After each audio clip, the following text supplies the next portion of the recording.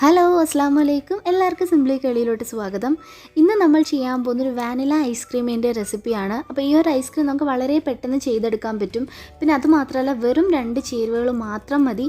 മിക്സിയിലൊന്ന് കറക്കി എടുത്തിട്ട് വളരെ പെട്ടെന്ന് ചെയ്തെടുക്കാൻ പറ്റുന്ന സൂപ്പറായിട്ടുള്ള ഒരു ഐസ്ക്രീം റെസിപ്പിയാണ്. അപ്പോൾ വീഡിയോയിലോട്ട് പോകുന്നതിന് മുന്നേ നിങ്ങൾ ആദ്യമായിട്ടാണ് ഈ ചാനൽ കാണുന്നതെങ്കിൽ നിങ്ങളുടെ റൈറ്റ് സൈഡിൽ ഇതുപോലൊരു സബ്സ്ക്രിപ്ഷൻ ബട്ടൺ ഉണ്ടാവും.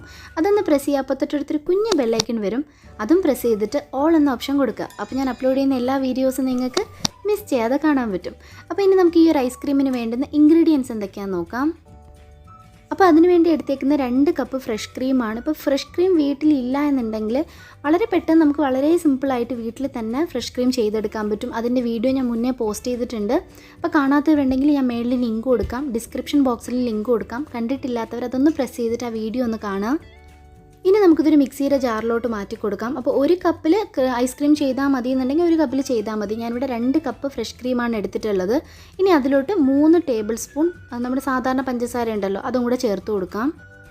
ഇനി ഇതിലൊരു ഫ്ലേവറിന് വേണ്ടിയിട്ട് 1/2 ടീസ്പൂൺ വാനില എസൻസും കൂടെ ചേർത്ത് കൊടുത്തിട്ട് നല്ലതുപോലെ ഒന്ന് കറക്കിയെടുക്കാം.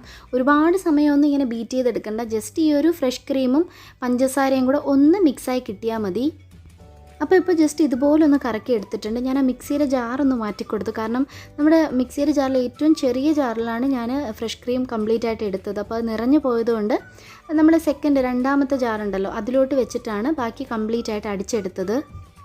ഇനി നമുക്ക് ഈ ഒരു ക്രീം ഐസ്ക്രീം സെറ്റ് ചെയ്യാൻ എടുക്കുന്ന പാത്രത്തിലോ ബൗളിലോ കണ്ടെയ്നറിലോ ഏതിൽ വേണമെങ്കിലും നമുക്ക് സെറ്റ് ചെയ്തെടുക്കാം. അതിലോട്ട് മാറ്റി കൊടുക്കാം. അപ്പോൾ ഇത്രയേ ഉള്ളൂ. വളരെ പെട്ടെന്ന് നമുക്ക് ചെയ്തെടുക്കാൻ പറ്റുന്ന ഒരു ഐസ്ക്രീമാണ്. അതും നല്ല സൂപ്പർ ടേസ്റ്റിലുള്ള ഒരു ഐസ്ക്രീമാണ്. ഇനി അത് നമുക്ക് നന്നായിട്ട് ടൈറ്റ് ചെയ്ത് കവർ ചെയ്തിട്ട് ഫ്രീസറിലോട്ട് ഒരു 6 മണിക്കൂർ വെച്ച് സെറ്റ് ചെയ്തെടുക്കണം. അപ്പോൾ 6 മണിക്കൂർ വെക്കുമ്പോൾ നല്ലതുപോലെ സെറ്റായി കിട്ടും. ഇനി അത്രയും അങ്ങ് സെറ്റായി വരണ്ട എന്നുണ്ടെങ്കിൽ ഒരു 4 മണിക്കൂർ വെച്ചാലും മതി. ഇപ്പോൾ ഒരു 6 മണിക്കൂർ കഴിഞ്ഞിട്ടുണ്ട്. നല്ല അടിപൊളിയായിട്ട് തന്നെ സെറ്റായി വന്നിട്ടുണ്ട്. ഇപ്പോൾ കാണുമ്പോൾ തന്നെ നമുക്ക് മനസ്സിലാവും നമ്മൾ പുറത്തുനിന്ന് വാങ്ങുന്ന ഐസ്ക്രീമിൻ്റെ അതേ ടെക്സ്ചറിലാണ് ഈ ഒരു ഐസ്ക്രീമും ഇരിക്കുന്നത്. അപ്പോൾ ഞാൻ നേരത്തെ പറഞ്ഞതുപോലെ ഫ്രഷ് ക്രീം എല്ലാവരുടെ വീട്ടിലും കാണണം എന്നില്ല.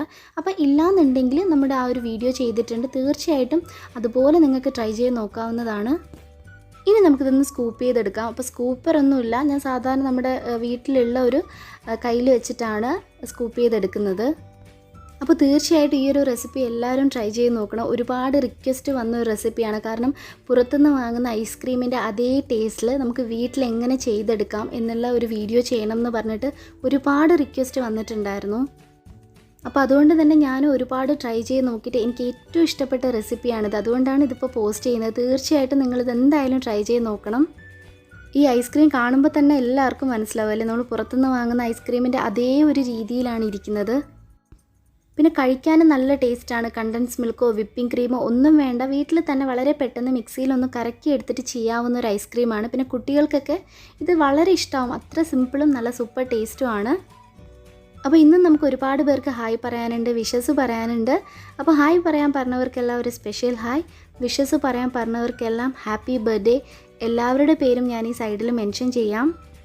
പിന്നെ ഒരു കാര്യം കൂടെ പറയാനുണ്ട്. ഒരുപാട് പേര് ഇൻസ്റ്റഗ്രാം വഴിയും മെയിൽ വഴിയും ഒക്കെ കോൺടാക്റ്റ് ചെയ്യാറുണ്ട്. ഒരുപാട് സന്തോഷമുണ്ട് അങ്ങനത്തെ മെയിലും മെസ്സേജും ഒക്കെ കാണുമ്പോൾ.